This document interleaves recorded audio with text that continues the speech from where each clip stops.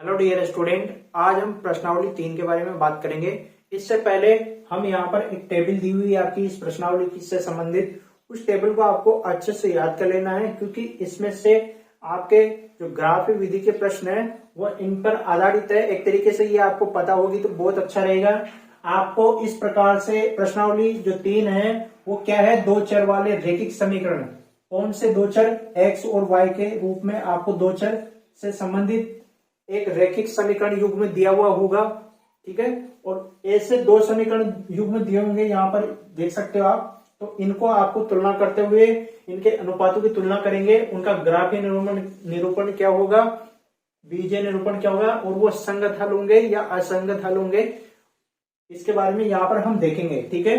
तो दो चर कौन से हैं? एक्स और वाई के रूप में आपको मिलेगी सारी जो भी आपकी समीकरण होगी वो एक्स वाई के रूप में होगी, और ये सारी की सारी लीनियर इक्वेशन पेयर होगा एक तरीके से, ठीक है। तो यहाँ पर एक्स वाई के रूप में रैखिक समीकरण है। ये टेबल आपको याद कर लेनी है अच्छे तरीके से, क्योंकि इस प्रश्नावली के लिए बहुत इंपॉर्टेंट है ये टेबल, ठीक है। तो इसमें देखते हैं ये क्रम संख्या रैखिक युग्म जो आपको समीकरण युग्म दिया होगा वो है। यहाँ पर A1 A2 क्या है इसकी बात करेंगे भी, B1 B2 C1 C2 अनुपातों की तुलना, यानी कि इन तीनों की तुलना करेंगे। फिर इनका इसको हल करने के बाद में, तुलना करने के बाद में इसका ग्राफीय निरूपण क्या आएगा, बीजीय निरूपण क्या आएगा, और इसके हल संगत हल होंगे या असंगत हल होंगे, उसके बारे में देखेंगे। तो यहाँ पर पहला समीकरण युग्म देख रहे हैं यहाँ पर x माइनस 2y बराबर 0, ये दिया हुआ है पहला तो। और दूसरा दिया हुआ है इसमें 3x प्लस 4y माइनस 20 बराबर 0, ठीक है, ये दिया हुआ है। अब इसमें A1 अपॉन A2 क्या है? A1 तो है आपका इस समीकरण युग्म का जो भी x का जो आगे वाला गुणांक होगा वो यहाँ पर A1 कहलाएगा। क्या कहलाएगा? A1। तो A1 क्या हो गया, इसकी जगह यहाँ पर इसका गुणांक देखेंगे आप x का तो 1 है, बटा में देखिए यहाँ पर 3x है, तो x का गुणांक क्या है, 3 है, तो यहाँ पर 3 आ जाएगा। ये क्या है, A2 है ये, ठीक है, एक तरीके से। अब B1 क्या है, B1 आप यहां पर देखेंगे तो y का जो गुणांक होगा वो आपका B1 होगा, ये वाला, ठीक है, -2 बटा में आ जाएगा। B2 क्या है, y का जो गुणांक है 4, ये आपका क्या आ जाएगा, B2 आ जाएगा। C1 क्या है, C1 यहां पर 0 है, ठीक है। ये एक तरीके से इस प्रकार से लिखी हुई इक्वेशन है। तो यहां पर C1 क्या है, C1 0 है, तो ये 0 इस प्रकार से। और यहां पर देखिए अचर पद C क्या है, -20। तो यहां पर ये हमने लिख लिया। इन दोनों समीकरण युग्मों को देखते हुए A1 upon A2, B1 upon B2, C1 upon C2 हमने यहां पर लिख लिया। अब इसके अनुपातों की तुलना आप करके देखिए, 1/3 और -2/4 ये आपस में ना तो बराबर है, हाँ जरूर ये एक दूसरे के बराबर नहीं है, इस वजह से हम क्या लिखेंगे, इनको ये बराबर नहीं दिख रहे हमें, ठीक है, बराबर नहीं है। अगर इनको कैंसिल आउट करेंगे 2 को 2 से तो भी आपका ये 1/2 ही हो जाएगा कैंसिल करने के बाद में।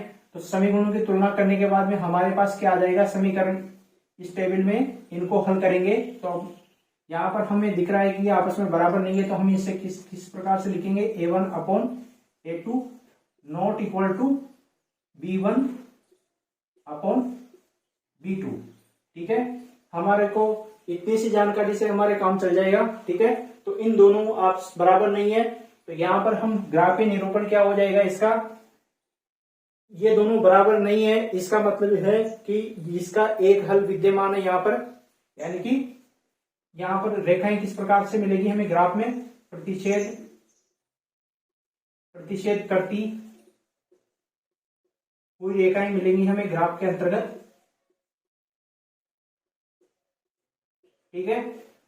इस प्रकार की रेखाएं मिलेगी जब A1 अपॉन A2 बराबर नहीं है B1 अपॉन B2 के, ठीक है, ये दोनों आपस में बराबर नहीं होगा, तब आपको ग्राफीय निरूपण, यानी कि ग्राफ में आपको अगर आप ग्राफ खींचेंगे तो इसमें दो रेखाएं इस प्रकार से आपस में कटती हुई नजर आएगी, ठीक है। तो ये इस प्रकार से आपको एक बिंदु पर कटती हुई रेखाएं मिलेगी, समीकरण युग्म इस प्रकार का है ये, ठीक है। तो इसका बीजगणितीय निरूपण क्या होगा, इसका इसमें क्या है, केवल एक हल विद्यमान होगा, इसका मतलब क्या हुआ, अद्वितीय हल है, अद्वितीय हल है। यानी कि इसमें केवल एक हल विद्यमान होगा, कौन सा, ये वाला, जहां पर ये कटान बिंदु होगा यही हल है, एक बिंदु, इस पर ये मिलेगा हमें। ठीक है, तो ये दो समीकरण युग्म होगी, जिससे ग्राफ में हम रेखाएं खींचेंगे दो, अगर वो काटती है तो कटान बिंदु ही आपका क्या कहलाएगा, बीजगणितीय, यानी कि वो केवल एक हल विद्यमान होगा जो कि अद्वितीय होगा, उसके अलावा कोई भी उन दोनों समीकरण युग्मों का हल विद्यमान नहीं होगा। अब संगत असंगत होंगे किस प्रकार का, जब अगर एक भी हल विद्यमान होता है तो वो आपका समीकरण कौन सा होता है, समीकरण युग्म संगत। ठीक है, संगत समीकरण युग्म होगा, संगत समीकरण युग्म होगा। ठीक है, यानी कि अगर एक भी हल विद्यमान है उसका तो वो संगत होगा। ठीक है, अगर एक भी हल विद्यमान नहीं है तो वो असंगत हो जाएगा। ठीक है, इसके बाद में ये तो पहला आपका समीकरण युग्म हमने देखा। अब दूसरा देखते हैं इसी प्रकार से। दूसरा दिया हुआ है 2x + 3y - 9 = 0, और इसका दूसरा समीकरण युग्म है इसी में 4x + 6y - 18 = 0। तो a1 क्या है, x का गुणक देखिए 2 है, तो ये है आपका a1, तो यहां पर 2 बटा में क्या आ जाएगा a2, x का गुणक 4। ठीक है, फिर आगे चलते हैं, इसमें b1, y का गुणक b1 है 3, b2 क्या है, y का गुणक 6, c1 -9, और c2 क्या है -18।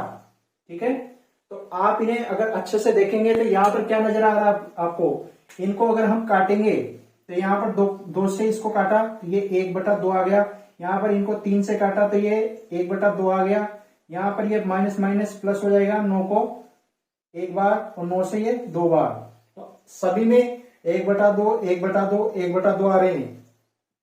ठीक है, आप देख पा रहे होंगे यहाँ पे। तो ये किस प्रकार से आपका समीकरण बन जाएगा, अनुपातों की तुलना करते हुए आपको नजर आ रहा है कि तीनों ही बराबर आ रहे हैं, यानी कि a1/a2 बराबर b1/b2 बराबर c1/c2, यानी कि तीनों के तीनों आपके बराबर है। पहले में बराबर नहीं थे लेकिन यहाँ पर तीनों बराबर आ रहे हैं।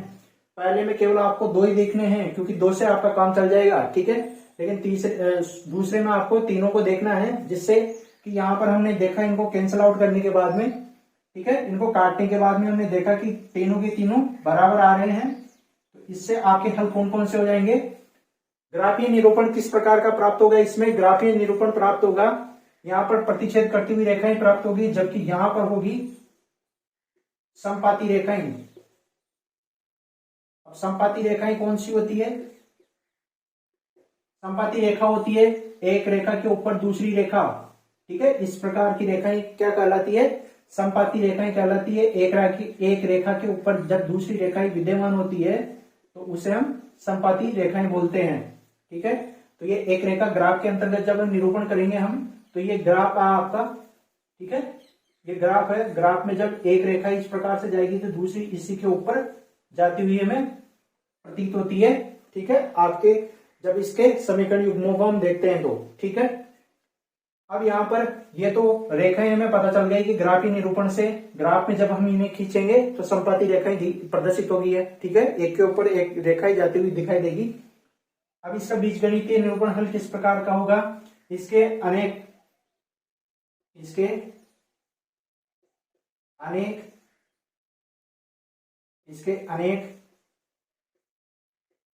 अपरिमित हल विद्यमान होंगे,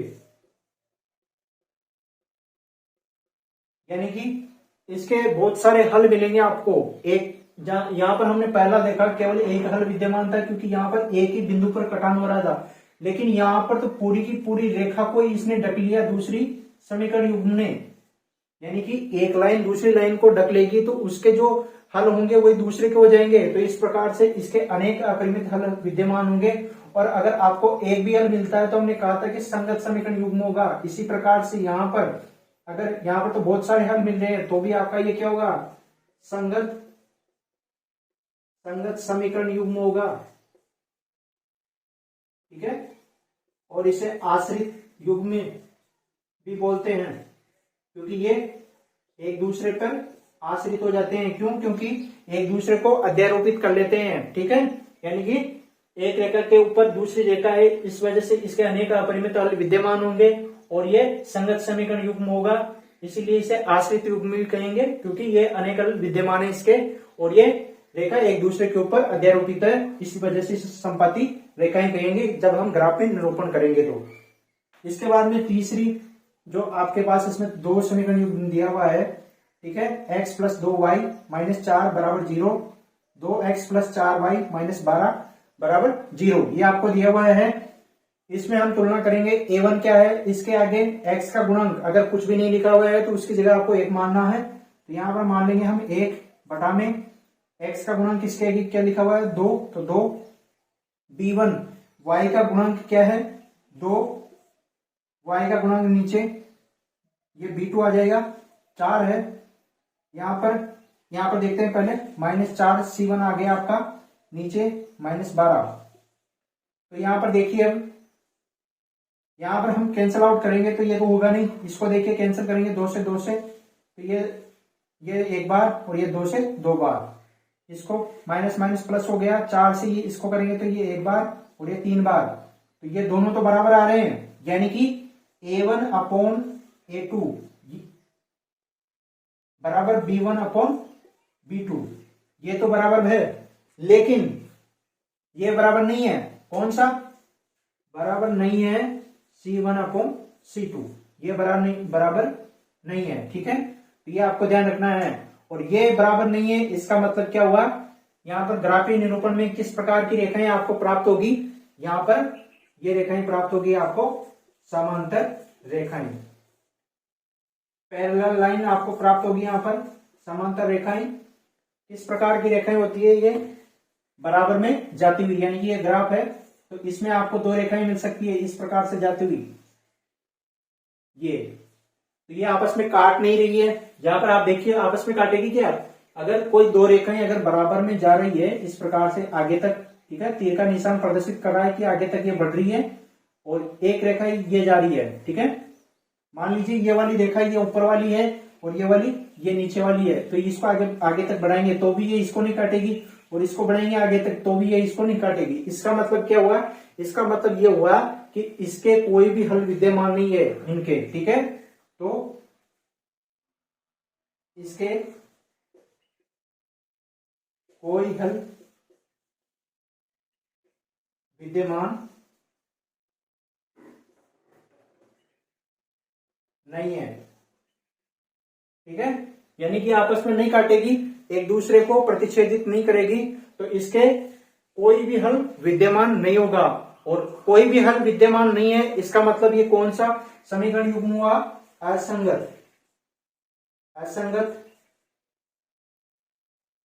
समीकरण युग्म हो जाएगा। अगर इसके एक भी हल विद्यमान होगा तो वह संगत समीकरण युग्म, अगर एक से ज्यादा होंगे तो भी समीकरण आपकी संगत समीकरण युग्म कहलाएगी, अगर एक भी इसमें कोई भी हल विद्यमान नहीं है तो वो असंगत समीकरण युग्म होगा, ठीक है। तो ये भी आपको आने वाली प्रश्नावली में आपको आगे पूछेंगे कि संगत हल होगा, संगत समीकरण युग्म होगा, संगत युग्म होगा, असंगत युग्म होगा, या बीजगणितीय निरूपण में किस प्रकार से जब ये प्रतिच्छेद करती हुई रेखाएं मिलेगी तो इसके कितने हल होंगे, केवल एक हल होगा, संपाती रेखाएं होगी इसके अनेक अपरिमित हल विद्यमान होंगे, और समांतर रेखाएं होगी तो इसके अनेक हल विद्यमान नहीं है, या इसके कोई हल विद्यमान नहीं है, ठीक है, इस प्रकार से। और ये जो चीज है ये हमने लिखी है यहाँ पर इस बॉक्स में, अनुपातों की तुलना की है हमने, ठीक है, सभी में, तो ये अनुपातों की तुलना को करते हुए आपको ध्यान रखना है, यहां से ये बहुत इंपॉर्टेंट है, ये वाला पोर्शन पूरा का पूरा ही, इसको आपको अच्छे से देख लेना है। ये तो हमने इधर जो आपका समीकरण युग्म दिया हुआ होगा प्रश्न में, उसकी तुलना यहाँ पर a1 upon a2, b1 upon b2, c1 upon c2, इनकी तुलना करते हुए अनुपातों की तुलना यहाँ पर हम देखेंगे, जिसमें कि अगर ये a1 अपॉन a2 बराबर नहीं होगा b1 अपॉन b2 के, तो वो प्रतिच्छेद करती हुई रेखाएं विद्यमान होगी, और उसका केवल एक हल विद्यमान होगा जिसे हम अद्वितीय हल बोलेंगे। और ऐसे अगर एक भी हल विद्यमान होगा तो उसे हम संगत समीकरण युग्म कहेंगे। तीनों ही अगर बराबर हैं तो ये संपाती रेखा ही होगी और इसके अनेक अपरिमित यानी कि इनफाइनाइट सॉल्यूशन विद्यमान होंगे उसके।